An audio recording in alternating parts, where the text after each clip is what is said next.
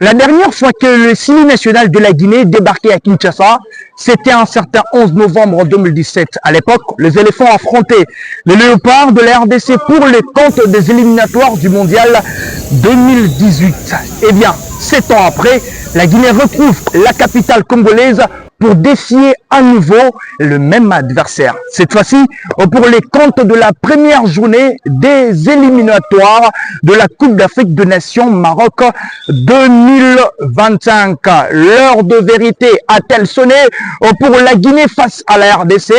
C'est ici, derrière moi, dans cette grande bâtisse que les deux adversaires vont croiser les bottines. Ça fera une quatrième rencontre entre les deux équipes en 8 ans. La RDC mène largement dans ses confrontations avec 3 victoires lors de 3 dernières confrontations. La dernière victoire d'ailleurs des hommes de Sébastien Desabre était lors de la CAN 2023 en Côte d'Ivoire. Le léopard de la RDC s'était payé le scalp du CIMI national sur la note de 3-1. C'est un nouveau retrouvaille qui s'annonce très épique entre deux nations au style totalement très opposé. Eh bien, ici, on va nous permettre de vivre ce qu'a été voilà, la conférence de presse d'avant-match de ces deux personnalités. On va d'ailleurs commencer avec le coach Charles Paki de la Guinée. Résultat précédent. Maintenant, on est là avec nos armes, avec nos forces pour essayer de faire le meilleur résultat possible. Bien évidemment, on n'arrive pas ici la fleur au fusil en se disant que on va tout faire. Voilà, c'est très difficile de jouer ici. Il y a un collectif en face qui est très très fort. Je connais très bien personnellement. On habite à 20 km en France, que je respecte beaucoup et que je salue.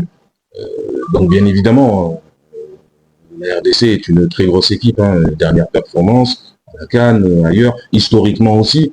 Bien évidemment, pour répondre aussi, oui, monsieur Lapé Bongoura m'a parlé de certains matchs, il n'y a pas de souci, mais aujourd'hui, on regarde devant, on ne regarde pas derrière. Voilà, on regarde devant, on se prépare pour faire au mieux. Bien évidemment, historiquement, c'est difficile de venir faire un résultat au Congo. Dans un stade et un contexte qui va être difficile, avec du public, tout ça, mais on est là, on va essayer de se défendre et de rendre fier notre peuple. Vous avez certainement un commentaire à faire sur cette conférence de presse d'avant-match du technicien guinéen qui a une lourde responsabilité d'effacer certainement les déboires de ses prédécesseurs. Alors, chers amis, chers abonnés, c'est au tour du sélectionneur manager de Léopard, Sébastien Desabre, de s'exprimer et je veux vous permettre certainement de l'écouter. D'ailleurs, il est revenu sur les Casillas Katompa ainsi que sur le futur Léopard qui devront intégrer la tanière, mais pourquoi pas sur sa citation salariale. Je vous permets de bien suivre ça. Tout le groupe est au complet. J'avais sélectionné 25 joueurs. On a malheureusement un joueur qui sera indisponible sur ces 2 matchs, qui est le jeune Mouko, qui est arrivé avec une blessure à la cheville après son match contre Paris Saint-Germain. Donc il va repartir un petit peu plus tôt pour aller se faire prendre en charge à Lille. Après, on a tous les joueurs qui sont opérationnels pour le match de demain. Donc on va dire que tout est... il nous reste un entraînement cet après-midi et puis logiquement après on se présentera demain avec 23 joueurs qui seront opérationnels à 100%. Le match de demain est forcément important parce que on joue à domicile et on lance une nouvelle campagne. C'est important, mais ce sont des matchs qui ne sont pas décisifs non plus pour la qualification. Vous savez, l'objectif de cette campagne est d'être à la CAN au Maroc. Et pour être à la CAN au Maroc, il y a un règlement qui est clair. Il faut être premier ou deuxième du groupe sur les 4. Donc ça, c'est l'objectif.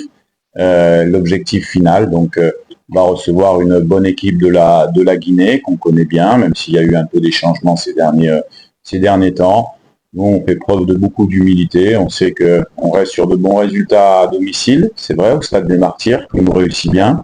Maintenant, on travaille de manière très professionnelle. Quand je vois sincèrement mes joueurs, comme ils montent dans l'avion pour venir en sélection et qu'ils se mettent à la disposition de la sélection nationale. Pour un sélectionneur, c'est fantastique d'avoir des garçons état d'esprit-là. Demain, c'est un match. On va voir si on fait un bon match, si on fait un match moyen. En tout cas, ce qui est sûr, c'est que sur le terrain, comme à notre habitude, on lâchera pas grand-chose. Si vous doutez de Chancel, c'est que vous ne le connaissez pas, mais je pense que vous le connaissez bien. C'est quelqu'un qui s'est entraîné régulièrement à l'OM, qui a même fait des matchs avec l'équipe réserve également.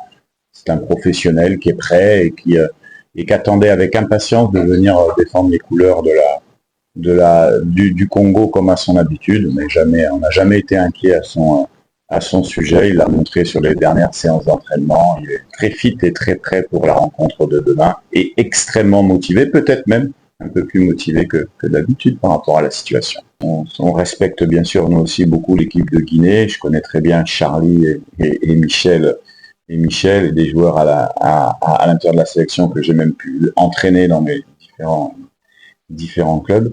Donc on connaît la qualité. La Guinée aujourd'hui, c'est une très bonne équipe en Afrique avec de très bons joueurs, au même titre que la RD Congo. Et demain, ça va être un très bon match d'un bon niveau africain, où on espère que on pourra donner un bon spectacle, les deux équipes au stade des Martyrs, aux supporters, à nos supporters.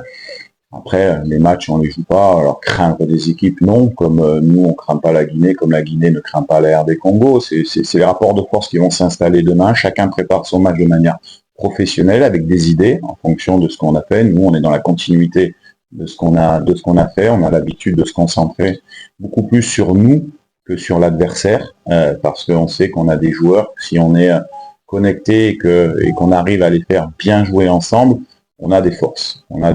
C'est pour ça que le match de demain est intéressant pour les deux équipes. Il est important, il n'est pas décisif puisqu'on se rencontrera après dans 2 mois.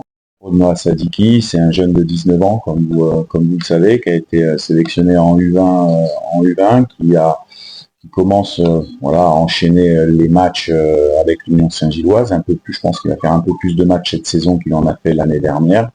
On l'a intégré au dernier regroupement pour qu'on puisse faire une intégration, on va dire, pour le mettre dans les meilleures dispositions le jour où on va lui donner sa première sélection. Effectivement, il est de plus en plus près, très proche, effectivement. Et voilà, je vais pas me projeter, mais comme je vous ai dit, si il est revenu la deuxième fois, c'est qu'il nous a plu la première et qu'on estime que sur un deuxième regroupement, il est capable soit de débuter un match, soit de rentrer en cours de match, soit faire il y a plusieurs options. Il rentre en tout cas dans les plans tactiques de l'équipe. Ça, c'est la première. Au niveau de Gaël, Gaël, on va pas refaire son historique, à Gaël de ce qu'il a fait pour la sélection. Je pense qu'il faut avoir beaucoup de respect pour ces joueurs-là qu'on choisit tôt la sélection congolaise. Ils ont beaucoup œuvrer sur le terrain, mais également à l'extérieur. On tire à l'extérieur aussi pour que on arrive là aujourd'hui à des préparations de match qui soient d'un niveau très professionnel. Ils en font aussi partie, il faut pas l'oublier. Maintenant, en termes de jeu, effectivement, il est utilisé dans un rôle de 10. Aujourd'hui, il a été transféré en Iran à l'intersaison. On sait que Gaël, il faut qu'il soit, pour être bien dans son match, il faut qu'il soit physiquement prêt. C'est ce qu'il est aujourd'hui. Et c'est un joueur qui est capable de faire basculer un match à lui tout seul. Il a fait de très bonnes prestations à la CAN. Maintenant, comme je dis, on ne peut pas s'attacher à un seul joueur dans le système. C'est comme l'attaquant, on ne peut pas évaluer l'attaquant tout seul. On est l'attaquant, est-ce qu'il a reçu des ballons pour marquer ou pas déjà? Donc oui, peut-être l'attaquant n'a pas marqué, mais est-ce qu'il a reçu des ballons pour marquer? Donc c'est un peu la même situation pour certains postes. Ça fait partie de mes choix sur les prochains matchs, de le faire jouer ou de ne pas le faire jouer, de le faire rentrer. En tout cas, je fais partie intégrante du projet sportif aujourd'hui de la sélection nationale et c'est un élément très très important pour moi. Au niveau du gardien de but, on a la chance d'avoir 3 gardiens de but. J'ai l'habitude, moi, sur ces postes-là, d'avoir de la concurrence sur ces postes pour générer une certaine émulsion entre les gardiens et que personne s'endorme. Comme tout le monde vient en sélection, tous les postes, Voilà, et ça fait à un moment donné, même s'il y a des, comme vous l'avez dit, un historique des matchs précédents qu'on évalue, il y a à un moment donné une remise en question de chacun, où chacun est capable de jouer, de pas jouer, de rentrer 5 minutes, et il doit rester très attentif et avoir un très bon état d'esprit. C'est la chance qu'on a avec ces 3 gardiens.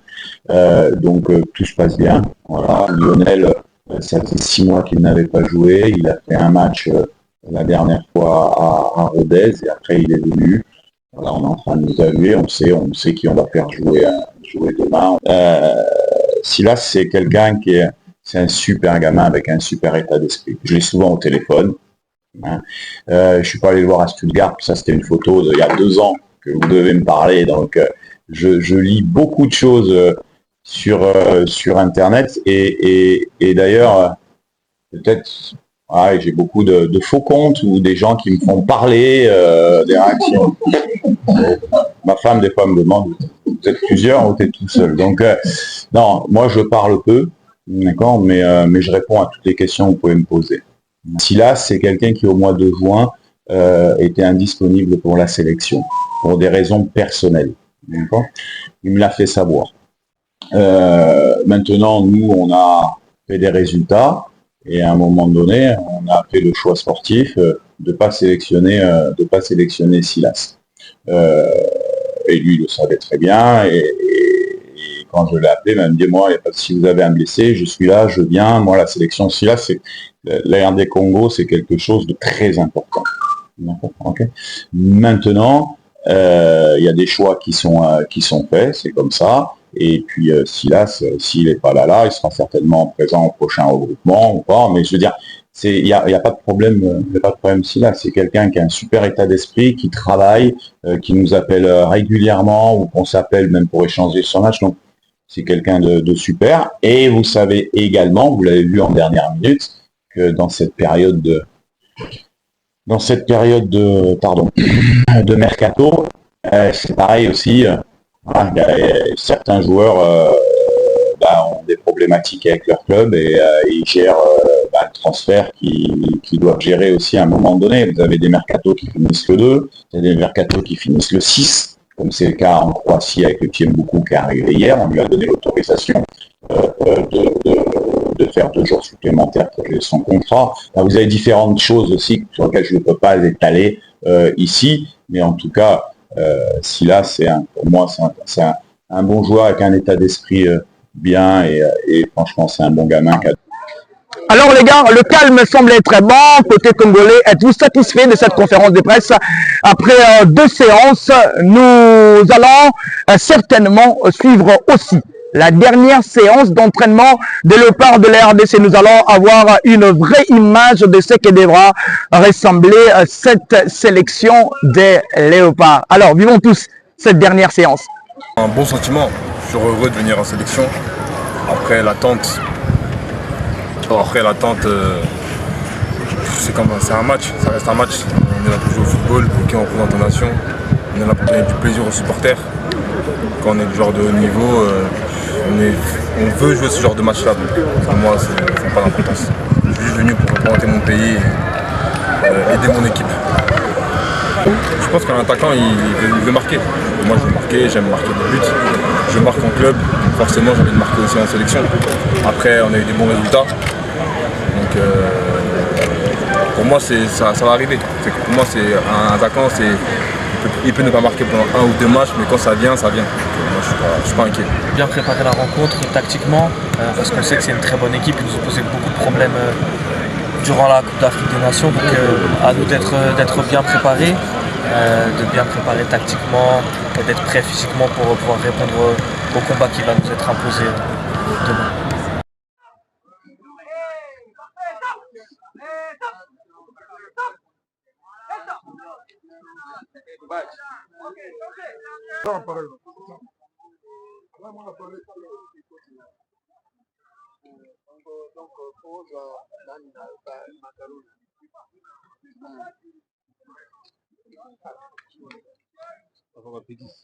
Ah, c'est bon?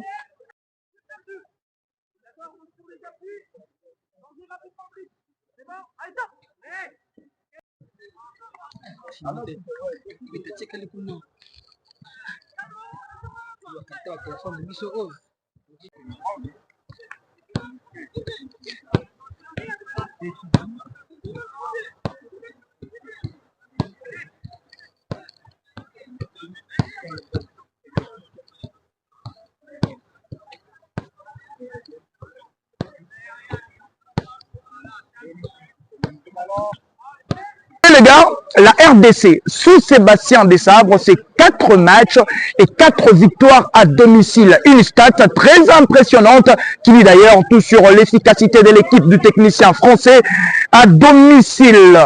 La grande question cependant, à quelques heures de cette rencontre, 20 ans après la dernière victoire de la Guinée face à la RDC, c'était d'ailleurs lors de la Coupe d'Afrique des Nations 2004. Le match de ce vendredi est-il le match de la rupture où la RDC va continuer à dompter son adversaire? On se retrouve les gars après cette rencontre pour avoir le visage un peu clair, mais surtout un résultat très important.